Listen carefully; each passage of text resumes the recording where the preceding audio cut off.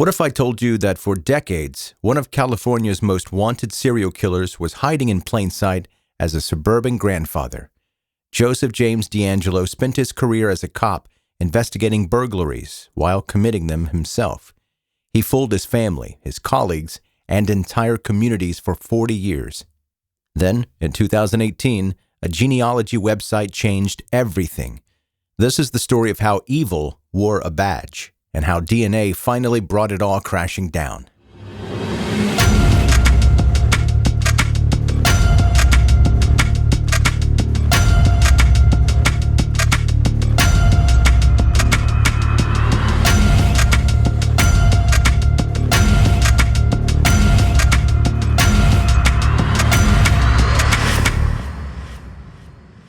I'm going to tell you all about Joseph James DeAngelo, and this story is going to feel like watching someone fall down a very long, very dark staircase.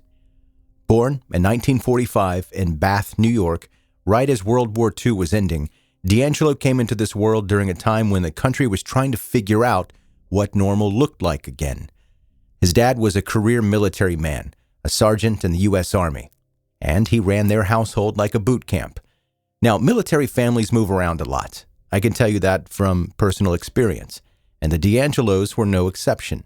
They bounced around from base to base, never really settling anywhere long enough for Joseph to put down any roots. Here's where things get complicated. DeAngelo's older sisters would later say that their father's idea of discipline crossed some pretty serious lines.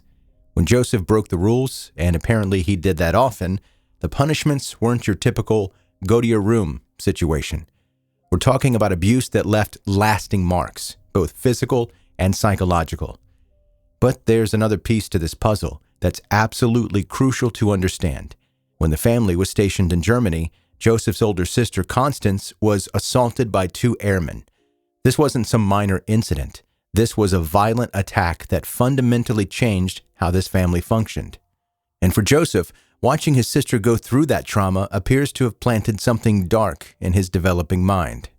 By the time Joseph hit his teenage years, he was already showing some seriously troubling behavior. While the other kids were figuring out dating and driving, Joseph was breaking into neighbors' houses, not for money or valuables. He was taking weird personal stuff, a single earring from a set, random coins from a kid's piggy bank, women's underwear. And then there were the animals. Joseph started hunting animals, which any psychologist will tell you is a massive red flag. When someone can't fight back against a larger, stronger person, sometimes they turn around and hurt something smaller and weaker. It's a pattern that would define Joseph's entire life. After high school, Joseph joined the Navy and served during the Vietnam War.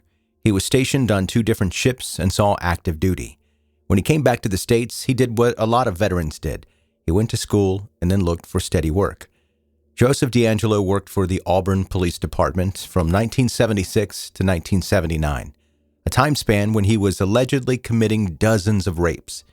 The irony here is staggering. He was working in the burglary unit, investigating the exact crimes he'd been committing since he was a teenager. Think about that for a second. The man spent his days learning exactly how police investigated break-ins, what evidence they looked for, and how to avoid getting caught. He was literally getting paid to become a better criminal. He served in Auburn from August 1976 to July 1979, when he was arrested for shoplifting a hammer and dog repellent. He was sentenced to 6 months of probation and fired that October. Now, you might be thinking, why would someone risk their entire career over a hammer and some dog repellent? Well, hold that thought, because it's about to make perfect sense. When Joseph got fired, he didn't go quietly.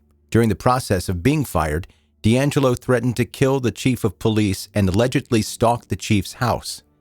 His former colleagues got a glimpse of who he really was beneath that badge, but they had no idea how deep this rabbit hole actually went.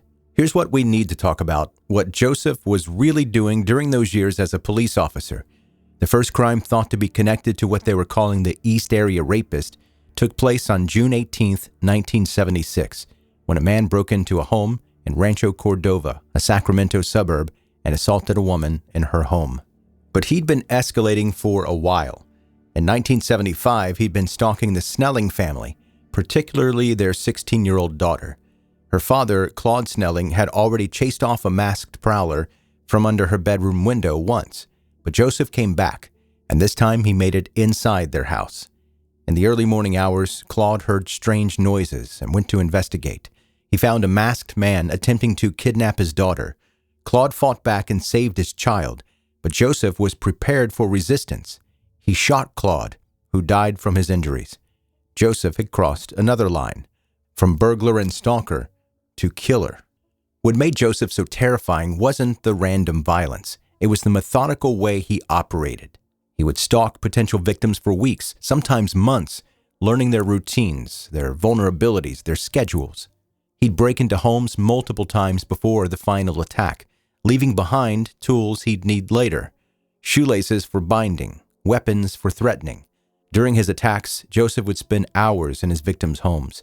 He'd eat their food, drink their beer, rummage through their personal belongings. One survivor described thinking he'd left, only to have him reappear and continue the assault. It was psychological torture on top of the violence. And there was something else. He'd often mumble about someone named Bonnie during these attacks. Bonnie was a woman he'd been engaged to years earlier who had left him. He was literally taking out his romantic failures on innocent women. In 1978, Joseph's violence escalated again. He encountered Brian and Katie Majuri, a young military couple out walking their dog. Brian was 21, Katie was 20. They were killed for the simple crime of being in the wrong place at the wrong time. Joseph had officially become a serial killer. Police believe that the Golden State Killer, Joseph James DeAngelo, is the man behind a dozen or more heinous murders and dozens of rapes across California, spanning from the Sacramento area all the way to Orange County in Southern California between 1976 and 1986. At a June 29, 2020 hearing, the 74-year-old former police officer admitted to a total of 161 crimes, involving 48 victims, including dozens of rapes that could not be charged because of the statute of limitations on prosecuting them had long ago expired. Let me put that into perspective. He committed 13 known murders, over 50 rapes, and 120 burglaries up and down the state of California in 11 different counties. This was a decades-long reign of terror. For 40 years, Joseph James DeAngelo thought he'd gotten away with it. He used his police training to stay ahead of investigators, always wearing gloves, always planning his escape routes, always knowing exactly what evidence to avoid leaving behind. But he never counted on science catching up with him. In 2018, investigators used DNA evidence collected from crime scenes in the 1970s and uploaded it to GED Match, a genealogical database. The DNA didn't match anyone in the system directly, but it showed family connections. Investigators built a family tree and narrowed it down to Joseph James DeAngelo. After 40 years of hiding in plain sight, living as a grandfather in a quiet neighborhood, his past finally caught up with him. When Joseph was arrested, something fascinating happened during his interrogation. He started talking about an alter ego named Jerry.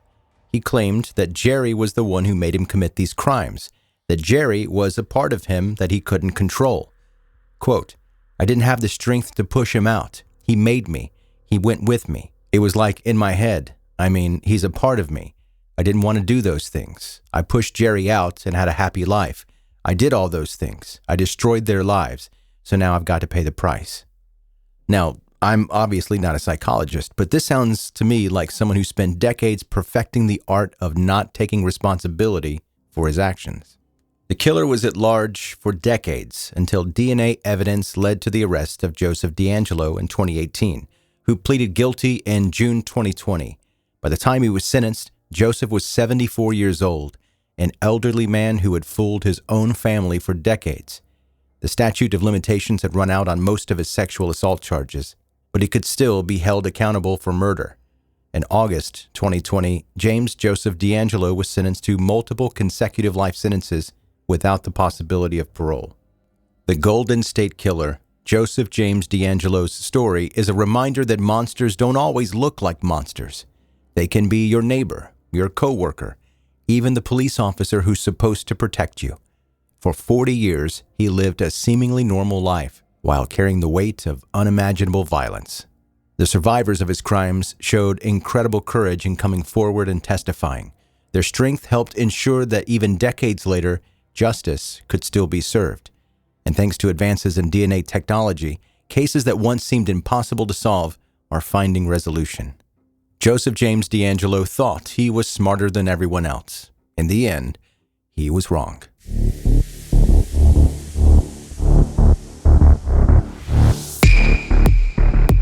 Thanks for listening to 10-Minute Murder, bingeable true crime stories.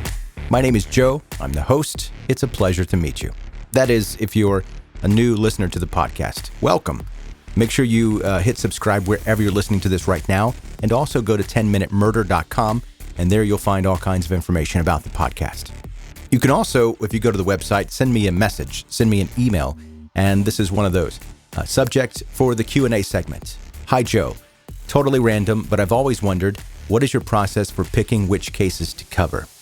Like, are there cases you won't do because they're too recent, too dark, or just too weird? Thanks for being my favorite voice in the crime podcast pile. Jess from Oakland.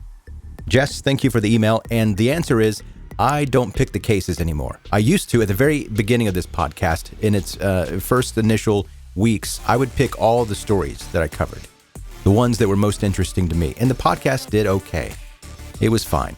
But then when I started doing the cases that you listening suggest to me, that's when it really started popping off, started doing numbers at that point. And I realized, I suck at picking cases.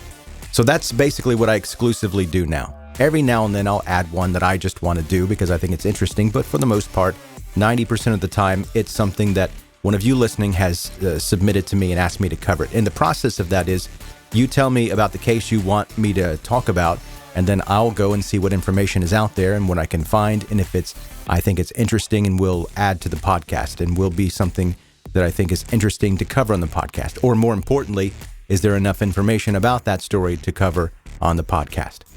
So that's the normal process of that. And if you want to suggest a story, you can go to 10minutemurder.com and do it that way. All right, that's going to do it. Thank you so much for listening to the podcast. I'll see you next time.